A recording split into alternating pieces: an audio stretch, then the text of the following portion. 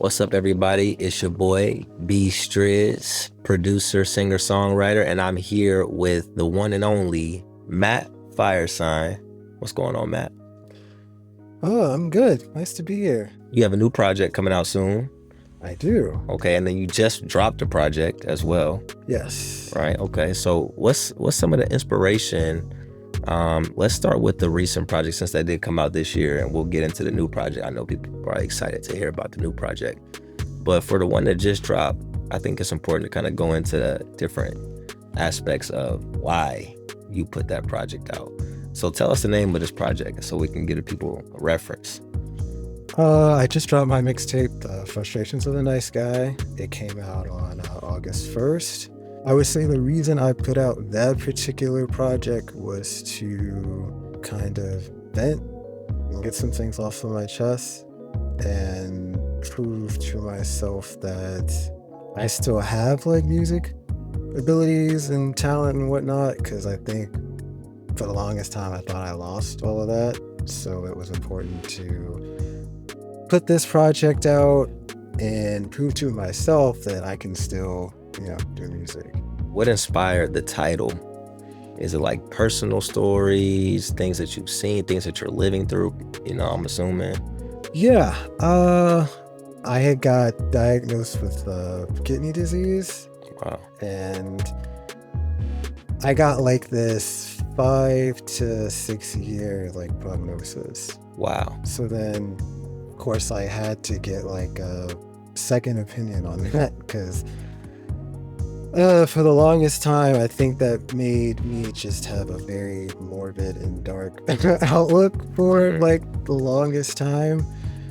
So I was dealing with that, and then I was dealing with my love life and trying to make something happen with that in the midst of going through the diagnosis that kind of really caught me off guard. I was with my mom, like when we went to the doctor, and the room just kind of got quiet after the doctor said that. So I was dealing with that, losing friendships and just dealing with fake friends and just trying to, navigate everything. So, yeah. So there's anger and, frustrations.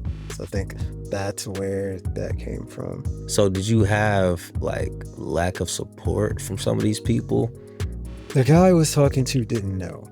I purposely didn't tell him that because I think his purpose was to take my mind off of everything so I can just not think about that at all. He didn't know. I can say everybody else that I mentioned in the project, they knew. So that is what it is. So with the timing of like when you had your prognosis and then the timing of the album, what's the timeline? I would say things started to fall apart like 2014. Things just started going haywire with my body, and I wasn't really getting any explanations or anything. My vision was blackening in and out. I started to feel like really weak. I had went to the emergency room like 2 nights in a row when I was in college, and they never drew my blood or anything. They were just saying this is anxiety and getting anxiety medication, and kind of just sent me on my way. So my mom drove from Indiana to Texas because I was in school at Texas. She was like, something's not right. We got to figure out what this is. So she drove all the way there. They finally drew my blood. Oh, my potassium is very dangerously low. They're supposed to keep you and make sure that it goes back to its appropriate place after they give you potassium, but they didn't do that. So eventually I just had to leave school because it was just a lot for me to deal with. And shortly after I come back home here in Indy, we were at the movie theater, and I started feeling those same symptoms again, but then my heart started racing. I was just like panicking. I was like, what is going on? What's going on? And then My mom had to help me to the car because I was like, I can't even like walk to the car. I'm like freaking out, visions going in and out. It's like, what is happening right now? Mm. So then we're rushing to the ER from the movie theater. And then, of course, we get to the ER. They're like, we're going to keep you for a little bit because, your potassium levels are dangerously low and we need to figure out why that is and what's going on. I had so many different things thrown at me. One doctor was like, you're losing potassium because you're hyperventilating. Mm. And I was like, okay, well, that doesn't make any sense, because wouldn't I be dead? I've been hyperventilating since I got here. But Mm-hmm. so it kind of just came out of nowhere. Like, I was fine. And then it was like, all of a sudden, my body was not mine anymore. Mm-hmm. And it was not cooperating with me. Early 2015 is when I met Miles. It was like a long distance thing. Was not planning to catch feelings or anything at all. Honestly, at that point, I was trying to keep my head together and just, like stay afloat. Mm-hmm. So that happened.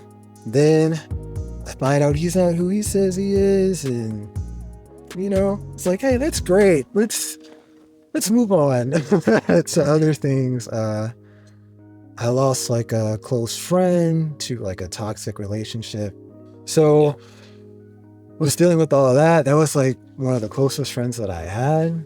So it was like, there was just one thing after another. And I was just like, I have all of this. And I don't have like anything to, get that out. Like there's just all of this pent up frustration and all of this anger. And I don't have anywhere for it to go. Like an outlet.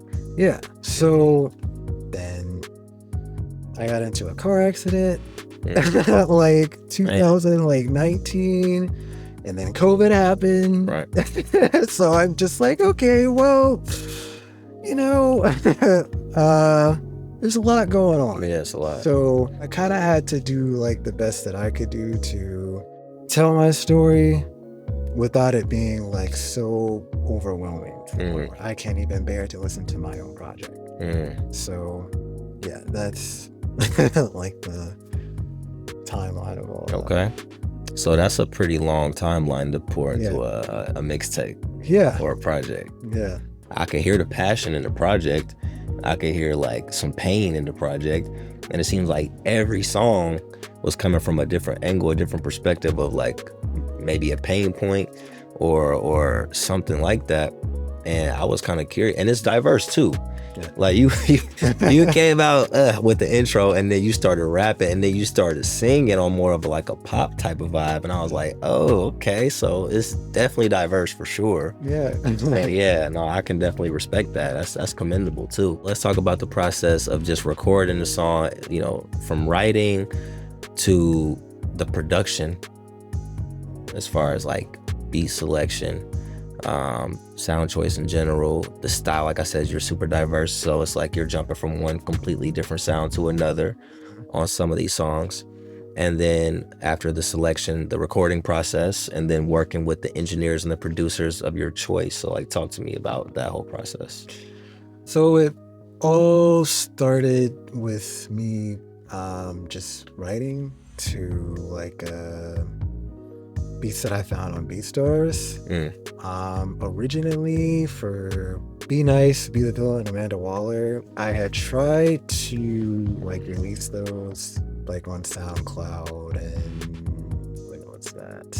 2019. I know you working with Roundtable, and some of the engineers and producers here. Yeah. So what does that look like for you? Like, who are you working with? How are they helping you select the beats and stuff like that? For the first project, most of the beats I found were on BeatStars except for one, and that's Circle of Dreams. Okay. Joey made that one. Okay. Eventually, we got the licensing. Joey was able to put that together in a short amount of time. And I would say Joey, especially with the current project I'm working on now, he's very good at bringing my crazy ideas to life. Silly has been amazing because when I first got to the studio, I was so nervous and like a wreck. I didn't know what to expect. So she made me feel right at home, and ever since then, I have continued to come back. So Sure. it just feel like I've kind of created like a family here. I've got to know a lot of the people that work here. So right now, I can't imagine myself like recording anywhere else. And then like the thought of that actually kind of scares me because I got to get to know more people, and then what if they don't get what I'm trying to do? And got to start over and building relationships. And right. So I did a little bit of research, went to your Spotify, and it seems like one of your earliest songs, maybe, I don't know if this is your first song or it was called Fulfillment. And it seemed like it had a different vibe than the rest of everything that you put out so far. So is that one of your first songs, or like what's the whole vibe with Fulfillment? Yeah, so Fulfillment is a composition that I made in high school. I wasn't even supposed to get that recording. I entered a music composition competition for the state. My first year, I ended up getting like runner-up. So as a result, they gave me like this scholarship to this workshop where I got to meet Kevin Kiner, the composer that does like the Star Wars Clone Wars. Oh, that's fire. And I met James Beckel. He's like a composer and conductor here in Indiana. There was like a competition inside of the workshop.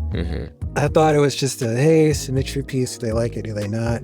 I didn't know I was supposed to write to like a whole movie scene, but they ended up liking it so much, and the guy that won the competition didn't show up for recording. So they're like, where's string player Matt? Does he have his stuff? Let's record him. I was like, yeah, I got my stuff. My cello teacher's husband was actually there. So it was just kind of weird how like all of that kind of came full circle. Then like when I'm at my private lesson, he's like, hey, I saw you. It was a really great job. Very proud of you. So it was just a very cool moment that was not supposed to happen. So would you say that played a part into the development of like your current album? I would say that definitely inspired me to keep wanting to make music. Based off of me not knowing like the full guidelines for submitting the song, and the people still liking it, and the person not showing up and getting to record, I think that has definitely stayed like in the back of my mind of I gotta continue with whatever sound I go with, whether it's just the string stuff, whether it's rapping, whether it's singing. I just have to keep making music. Maybe we could talk a little bit about the next project. So are you using BeatStars as much on this next project, or are you doing more custom beats? What does that look like? I think it's like half and half. 50-50? Yeah. Okay. What's the sound choice that you're going for? Like, what's the common theme in your sound choice right now? There are vocal records, there are rap records. I'm experimenting with new sounds that I didn't on the previous project. So yeah, trying some new things and seeing how that works out.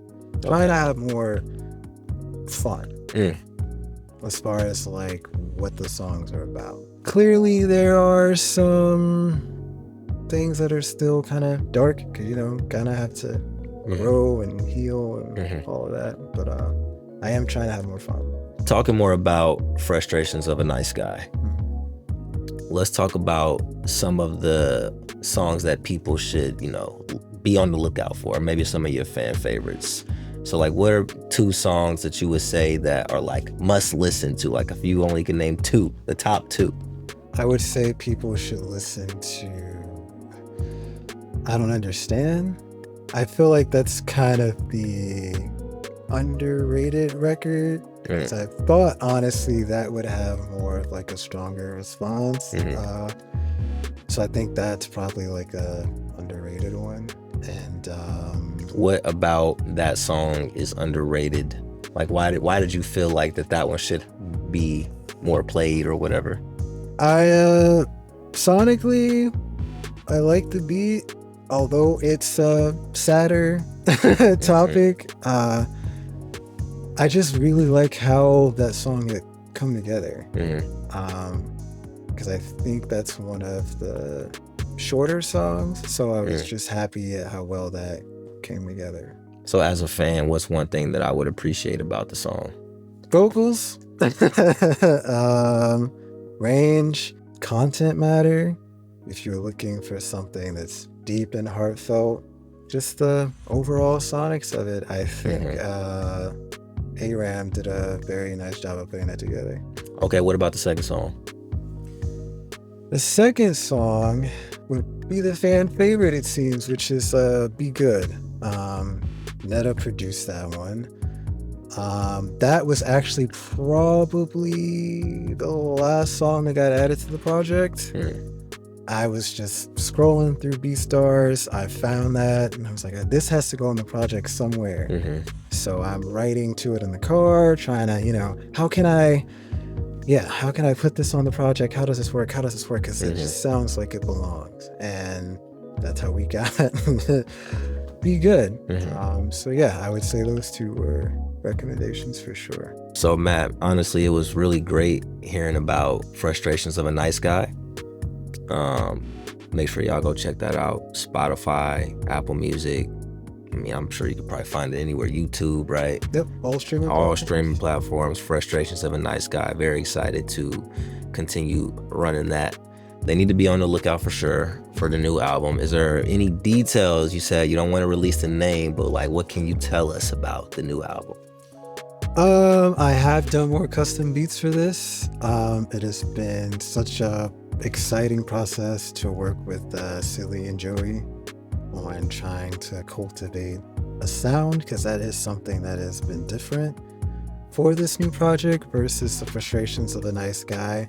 For this project, there's more planning as to genres and all of that, and a lot of the customs were just me writing to a BPM and them being brought together or brought to life in the studio. So yeah, it's been a fun process so far. I can't wait for everybody to hear the first song that's coming out very, very soon. Okay. And yeah. That's what's up. Well, I appreciate your time. Thank you for allowing me to do the interview with you today. For sure. Make sure y'all be on the lookout for Matt Firesign. Go check out Frustrations of a Nice Guy first and foremost. Be on the lookout for the next album. Tris, thank you very much for interviewing me, and make sure to check out the Frustrations of a Nice Guy on all streaming platforms.